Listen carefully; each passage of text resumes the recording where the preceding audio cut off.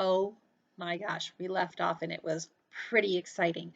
Shade had pinned Bobby down, like after he'd like pulled the harpoon out of his arm. So gross. But he pinned him down, squashed his foot down on his chest, and cracked two ribs. And he had told, oh, he was definitely asking for Gemma. He wants Gemma for some reason. And then Ty yelled for his sister to do it, and she dipped her finger into the puddle, and then he felt electricity going through him. Here we go. Chapter 23. I awoke with a burnt taste in my mouth and an awful toothache. Someone was sobbing nearby. It had to be Zoe. I didn't have to see her to know that she was rocking on the balls of her feet with her head thrown back and her mouth wide open. No one else in the world can howl like that. One of her pets must have died. I opened my eyes to tell her that I would help her catch a new monster if she would just quit making that awful noise. I blinked against the harsh light, and abruptly Zoe's howls stopped. Closing my eyes, I decided to use my sonar instead, but as I turned to send out clicks, my side burned with pain. Groaning, I squinted at Zoe, who gaped back at me in astonishment. Then she slid out of my sight as my bed rolled forward. Not a bed, a gurney, I realized as the fog lifted from my mind. You'll need to leave the room now, a voice said. Doc's voice. Something was binding my chest so tightly, every breath was a shot of pain. Still, I tipped my head back, only to see that I was being pushed into a metal cylinder. You're awake, Doc said. Lie still. This won't hurt at all. As the cylinder drew closer, strange lights flickered inside of it. Panic seized me as memories shrieked like ghosts in my head. I was headed into an MRI scanning machine. Thrashing onto my side, I set my broken ribs on fire. Ty, don't move, Doc commanded. Lifting my head, I saw him tight-lipped with determination. I tumbled off the gurney, gripping the edge in case my legs wouldn't hold me. But they did. Wearing nothing but a hospital gown, I ran for the door. Come back, he shouted after me. Pushing through the swinging door, I burst into the infirmary to find my family gathered by a row of beds. Gemma, too.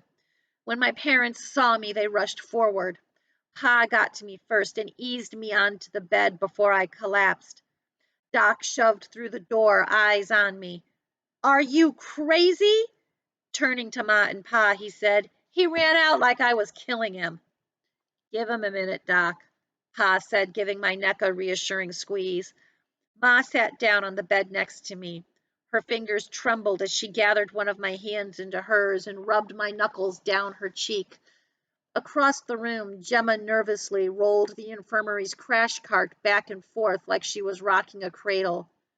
Who knows how much electricity surged through him, Doc said. I need to check his brain for damage and... No, I said. A movement at the end of the bed caught my attention. It was Zoe, clutching her toy shark as if her life depended on it, still in her nightgown. Please don't die, she whispered. I'm not going to die, I scoffed. I didn't mean to hurt you. A sob broke her words, making them A sob broke her words, making them hard to understand. A blinding flash. The events of the night burst into my mind. My fear, the searing pain as my ribs cracked, and Shade. Most of all, Shade. Towering and terrifying with his glowing ember eyes. Shade, I gasped, throwing my legs over the side of the bed. Ma's hand tightened around mine, holding me back. He's locked up, Pa assured. Ranger Grimes will take him to the coast within the hour, and we'll never see him again. My gaze flew to Gemma, who looked as racked as I felt. What had she told everyone? What's this? Ma asked, sounding alarmed as she touched my arm. Glancing down, I saw an odd feathery mark that started on the inside of my elbow and bloomed upward over my bicep.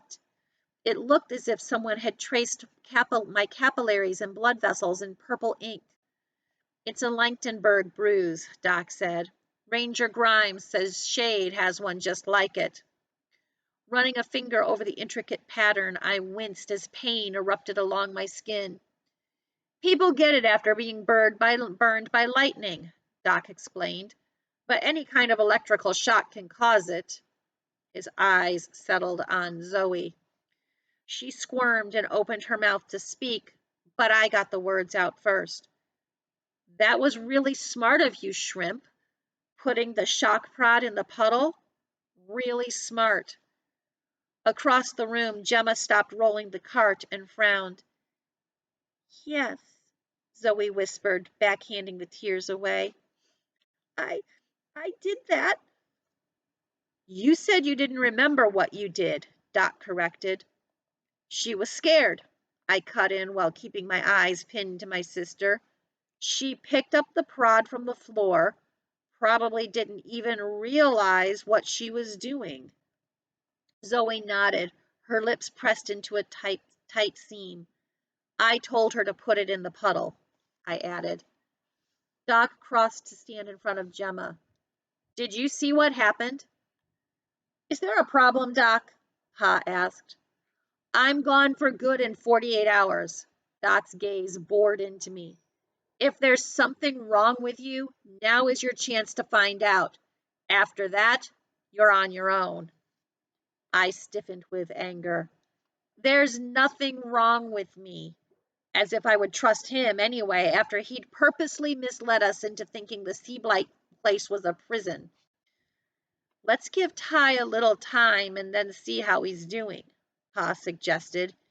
He's a kid. Doc turned to Pa. He doesn't know what's best for him. Don't you have some control over him? Some, Pa said wryly. Now, not to have him examined is negligence, pure negligence. With that, Doc stalked out of the room. Now that Shade has been arrested, Ma said quickly, covering the awkward silence, everyone thinks the rest of the gang will clear out. I thought you'd want to know we're reconsidering our move topside. She smiled and handed me a pile of folded clothes. Maybe the Welf will even offer a reward for his capture. I looked at Pa, who smiled back. It was enough to make my ribs stop hurting for a moment. Once they left the room, I hurriedly stepped into a pair of drawstring pants. As I tore off the paper gown, the feathery bruise caught my eye. I sank to the bed as I faced the fact that this bruise was the second thing Shade and I had in common. There was no denying it anymore, not after what I had seen. Shade had a dark gift. Interesting. Now, we know Zoe didn't put the shock prod into that puddle. She dipped her finger into it. What's that mean about Zoe? And what kind of a dark gift does Shade have? We'll find out more about that tomorrow. See ya.